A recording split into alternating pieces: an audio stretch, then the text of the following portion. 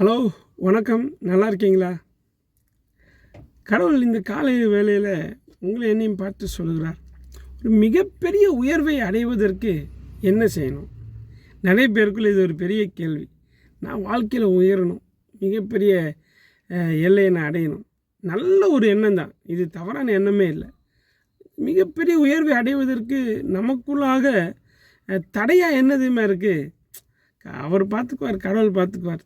என்னை நிச்சயமாக அவர் ஆசீர்வதிப்பார். என் கூட இருக்கிறார், அதனால் நிச்சயமாக நான் வந்துடுவேன். யாக்கோபுக்கிட்ட கடவுள் இந்த வார்த்தையை சொல்கிறார், நான் உன்னோட கூட இருக்கிறேன், நான் சொன்னதை செய்கிற வரைக்கும் நான் உன்னை கைவிட மாட்டேன்னு சொல்கிறார்.